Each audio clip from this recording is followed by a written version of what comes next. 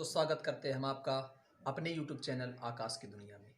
हाँ दोस्तों, आज आज आपको बताया जाएगा विनाकुलम संख्याएं, यानी कि इंग्लिश में इसको बार बोलते हैं। विनाकुलम संख्याएं को सामान्य संख्या में कैसे चेंज करें और सामान्य संख्या को विनाकुलम संख्या में कैसे चेंज करें। तो देखें दोस्तों, ये इसमें क्या होता है, विनाकुलम संख्या निकालने की दो विधियां होती है, साधारण विधि और एक निखिलम नवता चरमम दस्ता एकाधिकेन पूर्वेण विधि। और इसका सामान्य अर्थ ये होता है कि पहले हम साधारण विधि से हम सीखेंगे और दूसरे नंबर पर हम निखिलम नवता चरमम दस्ता एकाधिकेन पूर्वेण विधि से सीखेंगे। तो सबसे पहले चलते हैं हम साधारण विधि की ओर। चलिए, हमने माना कि मुझको ज्ञात करना है 5, 6 का विनाकुलम संख्या। विनाकुलम हमें 5 और 6 का विनाकुलम संख्या ज्ञात करनी है। तो मैं सबसे पहले क्या करूंगा, ये लिखा 56, मैं 56 में 56 को ऐड कर देता हूं, यानी कि 5 6 में 5 6 को फिर से ऐड कर देता हूं। जैसे जोड़ूंगा तो 6 6 हो जाएगा 12, और 6 6 12 हो गया, एक इसको दे दिया, 12 के 2 और एक इसको दे दिया, और ये कितना लिखा है 6 और 5, 6 5 11 11 आ गया। अब ये लिखा है 112। अब मैं 112 में से ही जो 56 था उसी 56 को 112 में से घटाता हूं, घटा दिया भाई, घटाना स्टार्ट किया। अब देखते हैं जरा, ये तो 2 में तो 6 घट नहीं रहा, मैंने बताया था घटाना कैसे घटाते हैं। अब ये तो इसमें नहीं घट रहा, तो इसमें विनाकुलम संख्या ज्ञात करने में अगर ये इसको उल्टा घटा देते, अगर सीधा ना घटे तो उल्टा घटा देते, यानी कि 6 में 2 को घटा दो, तो 6 में जब उल्टा घटाते हैं तो इनके ऊपर बार लग जाता है। 6 में 2 घट जाएगा तो 4, तो 4 के ऊपर बार लग जाएगा क्योंकि उल्टा घट रहा है। अब देखें, 1 में तो 5 घटे नहीं, तो 5 में 1 को माइनस कर देंगे तो कितना बचेगा, 4 बार। और ये क्या बचा भाई, 1, तो इसको सेम टू सेम उतार देंगे। ये रही 56 का विनाकुलम संख्या, क्या आ जाएगा 144, 144।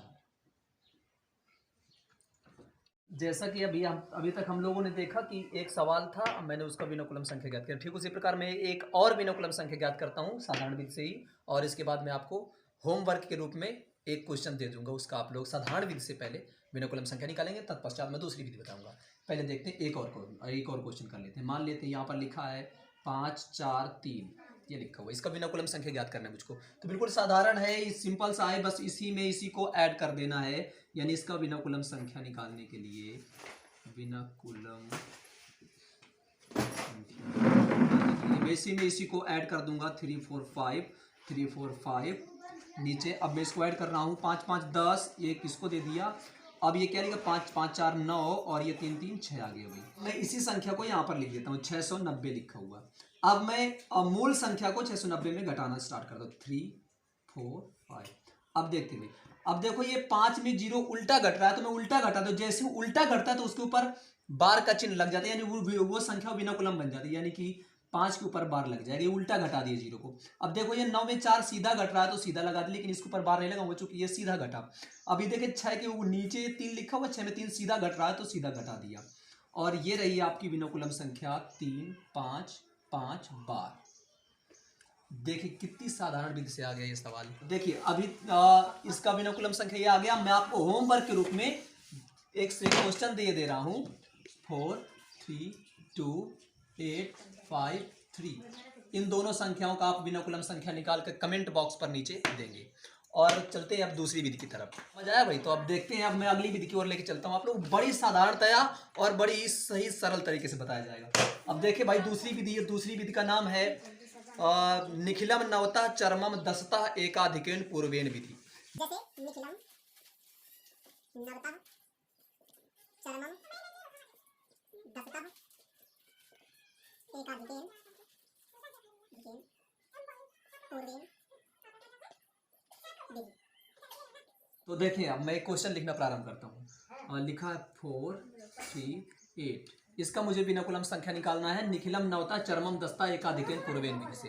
देखिए जरा ध्यान से समझेंगे, यहाँ पर लिखा है निखिलम नवता चरमम दस्ता एकाधिकेन पूर्वेण विधि। सबसे पहले मैं इसका अर्थ जान लेता हूँ, तो तुरंत हमको इसका क्वेश्चन का आंसर साधारणतया हल करने में आसानी से आ जाएगा। देखते जरा, निखिलम नवता यानी कि अब मैं आपको यहाँ से 1 से लेकर 9 तक के सारे अंकों के लिए लिख रहा हूँ, फिर तत्पश्चात मैं आपको इसमें ये बताता हूँ कि किसको निखिल और चरम बोलेंगे और किसको छोटी संख्याएं बोलेंगे।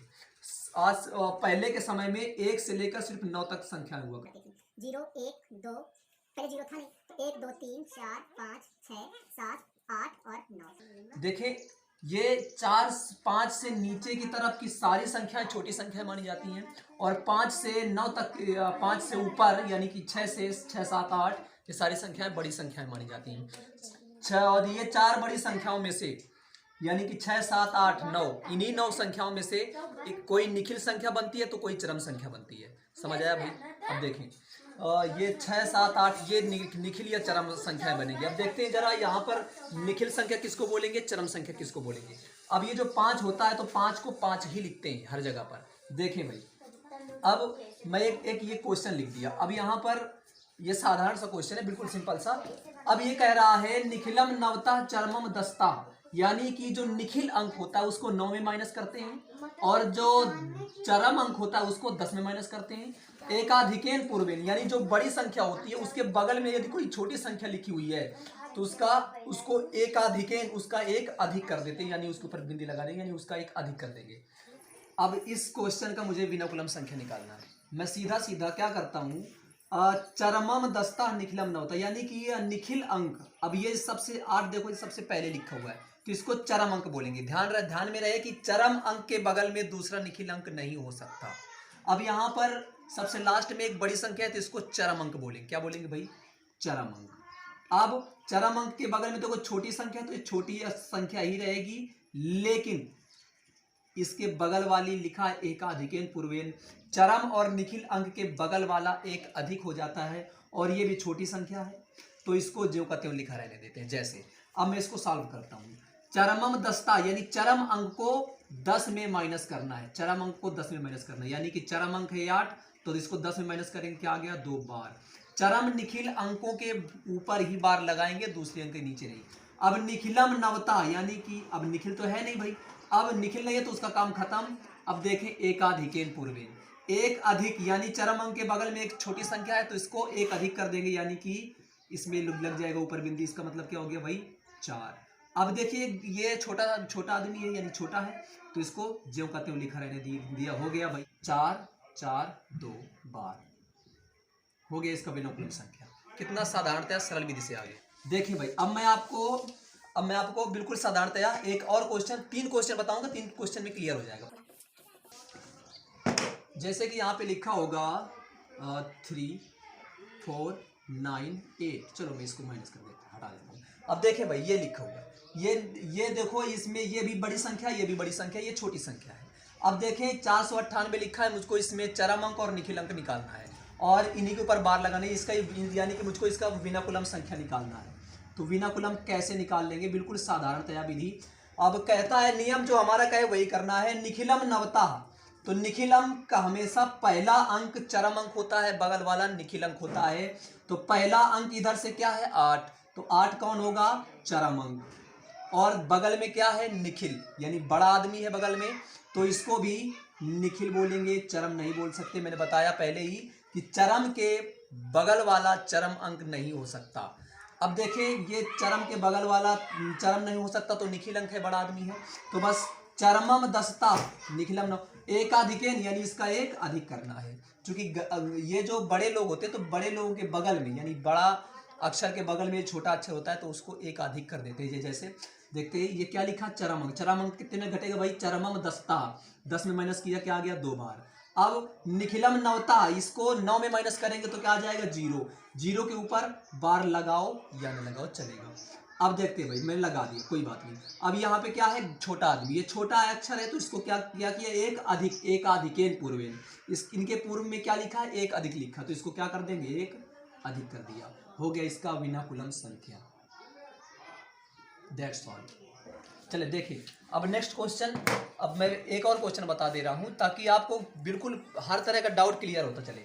जैसे यहाँ पे लिख दिया मैंने 9 2 0 8 6, ये लिखा हुआ है। अब देखें जरा इसमें मैं कैसे निकालूंगा निखिलम नवता चरमम दस्ता विधि से विनकुलम संख्या। इसका विनकुलम संख्या सबसे पहले मैं इसमें छाटूंगा चरम अंक निखिल अंक क्या होते हैं। चरम अंक ये देखो बड़ा आदमी है, सबसे बड़ी संख्या मिल गई और पहले ही मिल गई तो इसको क्या बोलेंगे भाई?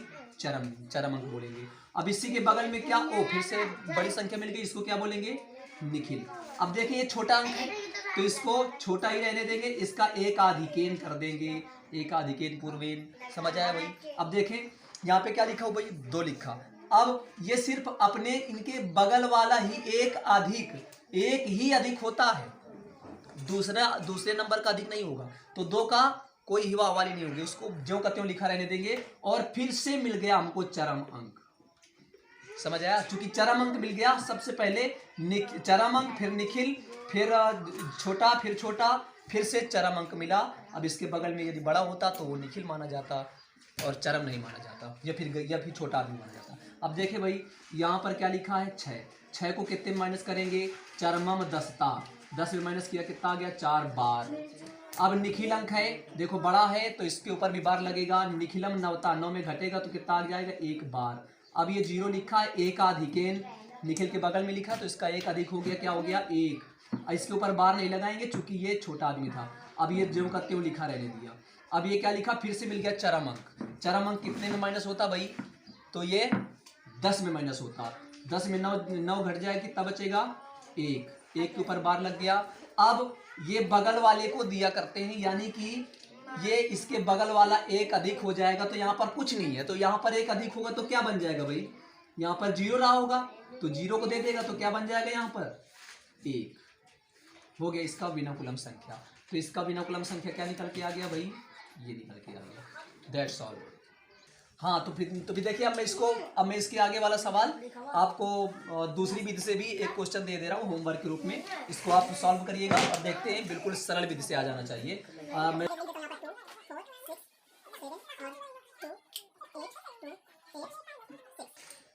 इन दोनों का विनाकुलम संख्या निकाल कर कमेंट बॉक्स पर जरूर बताएं।